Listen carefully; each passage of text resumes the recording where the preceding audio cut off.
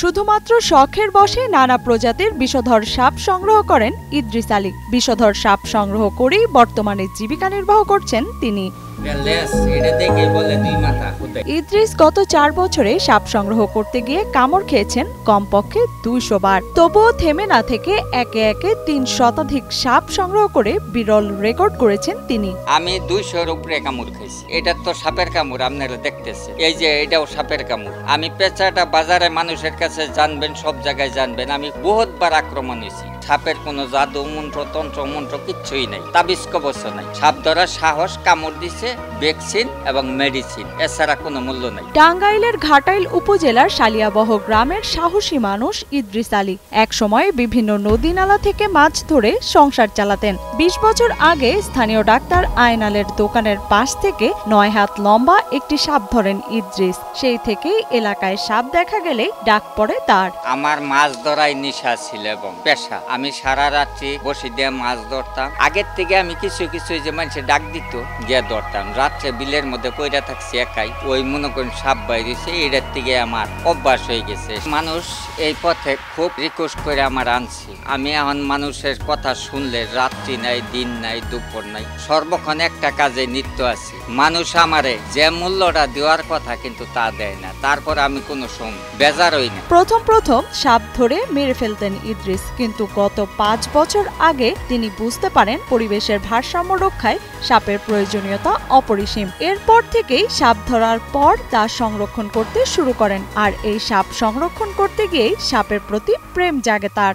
এটা মানুষের উপকারী জিনিস। আল্লাহ কোনো মাখলুকাত মানুষের উপকার ছাড়া তৈরি করে নাই। এই যে আমরা সুস্থ থাকতেছি, না পা প্যারাসিটামল যত বড়ি ওষুধ খাইতেছি, বিষে বিষ খায়, বিষ ছাড়া কোনো বিষাক্ত ওষুধ তৈরি হয় না। আমি এটা চ্যালেঞ্জ করি, কেনিকা বিষ দিয়ে বিষ খায়। আজকে মাথা ব্যথা করতেছে, দৌড় ফেরে যাই খাইতেছি। সাপ ধরা আমার নেশা এবং পেশা। সাপে ধরা হইলে হাতের প্র্যাকটিস, কামড় দিছে অ্যান্টিভাইরাস। মূলত নেশা থেকেই সাপ ধরে ইদ্রিস। সাপ ধরে যে আয় হয় তা দিয়ে চলে ইদ্রিস আলীর সংসার। আমি আজকে 6-7 বছর ধরে সাপ ধরতেছি, কিন্তু 4 বছরে এমন কোন বছর নাই যে আমি 2-3 হাজার সাপ না ধরি। কিন্তু মনে করেন যে বাইদাগো কাছে 100, 200, 300 টাকায় বেশি দাঁত তুইলা দিয়া, কিংবা এই যে উজা শাওন মাস আইলে কিছু দাঁড়াই সাপ যাতে বিষ মুক্ত, যেটা বিষাক্ত না, এই বাদ্যারা উজারা আইয়া নিয়ে ওই যে টাকা কালেকশন করে 100-200 টাকা দেয়। মানুষ 200, 500, 1000 টাকা দেয়, কত মানুষ আবার দেয় না, কত মানুষ আবার বাড়াইয়াও দেয়। তার উপরে আমাদের সংসার চলে। আবার ওই সাপ গুনা বাইদারা 200, 500 টাকা দিয়ে কিনে নেয়।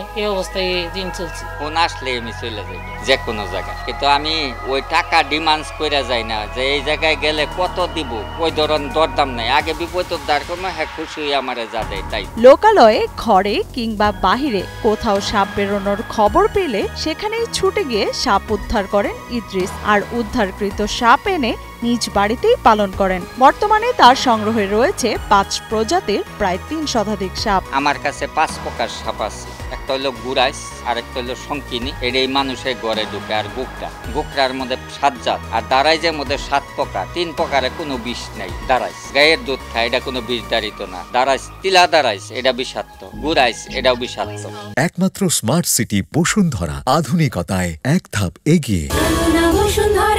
সাপ ধরার পর সাপগুলোকে নিবিড় পর্যবেক্ষণে রাখেন ইদ্রিস। সাপের খাবার হিসাবে দেয়া হয় মাছ, ব্যাং ও পোকামাকড়। সাপের খাওয়াই ব্যাং, টাকি মাছ, আর 2 প্রকার সাপ আছে না সাপই খায়। আমি বাজার থেকে 1 কেজি টাকি মাছ কিনে আনি 400-450 টাকা। আর রাত্রে এই যে বাগান দিয়ে ঘুরে ব্যাং ধরি, বস্তা নিয়ে গিয়ে ব্যাং ধরে আইনা ছেড়ে দিই। এখন আপনি দেখবেন জাউজের মধ্যে ব্যাং আছে, খাইয়া হাসছে না, আছে প্রতিদিন। ওইটার নাম হলো একটা গুরাইস, আর একটা হলো শঙ্কিনী। ওইটারে কয় কাল লাগেনি, যেটা গুরাইস বললাম ওইটা হইলো গুরাইস, ওইটারে বলে কোরাইস, ওইটারে কয় কাল লাগেনি। ওইটা সাপটা ভয়ঙ্কর সাপ, কিন্তু এটা একটা ফানা ধরে কিনকুবরা, আর এটার ফানা ধরে না, কিন্তু ওই জাতি কিনকুবরার জাতি সাপ খায়। আর শঙ্কিনী যেটা বলি, ওই যে মামা বাইগনা সাপ, মানুষে বলে 2 মাথা, এটাই সাপ খায়। এই 2 জাতের সাপে সাপ খায়, কিন্তু আর দিয়ে সাপ খায়। প্রথমে পরিবার থেকে বাধা দিলেও বর্তমানে সাপ ধরতে সাহায্য করেন ইদ্রিসের স্ত্রী মাজেদা খাতুনও। প্রথম যখন সাপ ধরতে তখন ভয় পাইছি,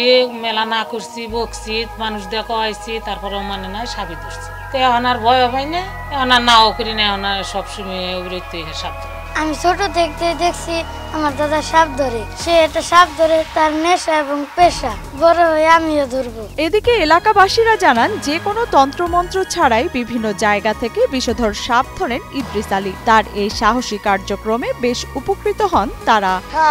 ঘরে ঢুকছিল, আমরা কি ডরাইলাম, তারপরে খবর দিল আঙ্গু ভাইয়েরা, খবর দিয়া ডাইকালো, ডাইকাই না ফুটছি দিয়া দেখা যায় সাপ টাস দেওয়া হয়েছে, পরে করে খটফট করে ধরে নেই ফেললো। এবং কি আমরা সবাই খুশি, তার এই সেবামূলক কাজটার জন্য আমরা সবাই খুশি। ভাই আমার বাড়িতে দুটো সাপ বাড়িছিল সন্ধ্যাবেলা, তাই ওই গর্তর ভিতরে ঢুকলে পরে ইদ্রিস ভাইরে ফোন করলে পরে ইদ্রিস ভাই কিছুক্ষণ পরে যাইয়া গর্তটা খুই দেয়া দুটো সাপ ধরে এলো। হাইরে ভাই কি ভয় পাইলো, মহিলা মানুষ বিরাট উপকার হয়েছে আমাদের। ইদ্রিসের মতে এ পথে সাধারণত কেউ আসতে চান না, জীবনকে ঝুঁকির মধ্যে ফেলতে চান না কেউ। এই পথটা ওটা আমি পাঠ পারি না, এই পথ হলো মৃত্যুর পথ, এই পথ হলো সরল পথ। উনি তো আসলে মানুষের জন্য জনসেবামূলক একটা কাজ করতেছে, এবং সাপের বিষয় থেকে মানুষের অনেক ভয় ভীতি আছে। এদিকে শুধু সাপ সংগ্রহ কিংবা সংরক্ষণ করাই নয়, বিষধর সাপের কামড়ের চিকিৎসাও রয়েছে ইদ্রিসের হাতে। ওই মানুষ যার ফুক এটা হুদাই, কোনো বিষধারিত সাপে কামড় দিলে যার ফুকে কাজ হবে না, এর দূরত্ব অ্যান্টিবায়োটিক দিতে হবে, ডিস্ট্রিক্ট পর্যায়ে যোগাযোগ করতে হবে। ওই দাঁত দুইটাই হলো বিষধারিত, সাপের বিষ কিন্তু শরীর না, দুইটা দাঁতে, ওই দাঁত দুইটা উঠাই আমনেও কান্দে নিয়ে গুরবান যে সাপুরিয়া, কিন্তু আসলে কোনো কিছু না। রাত্রে মনে করেন যে কোনো একটা সাপে কামড় দিলে 20 থেকে 30 মিনিটের মধ্যে মানুষ মারা যায়। এটা আমি গিয়ে উদ্ধার করি, আমার কাছে এই অ্যান্টিবায়োটিক আছে, তাইলে আমি যদি সুস্থ থাকি মানুষও সুস্থ থাকে। ইদ্রিস জানান সরকারি সহযোগিতা পেলে সংরক্ষণ করা সাপগুলো থেকে ঔষধ তৈরি করে সাধারণ মানুষের সেবা করতে চান তিনি, রক্ষা করতে চান পরিবেশের ভারসাম্য। আমি এখন পর্যন্ত সরকারি কোনো সহযোগিতা পাইনি, আর যদি আমার এই সহযোগিতাটা দেয় আমি আরো অ্যান্টিবায়োটিকের মূল্য সব ডিব্বা ডাব্বি সবকিছু দিচ্ছে, কিন্তু আমি অবৈধভাবে কোনো কাজ করবো না। যদি সরকার অ্যান্টিবায়োটিকের মূল্য আমারে দেয়, যদি তারা নেয়, আমি তৈরি করে দিতে পারবো, আমার কাছে সব যন্ত্রপাতি আছে। এখন সরকারের কাছে একটা দাবি, জামা করে বাড়ি ঘর করার জন্য যদি কিছু একটু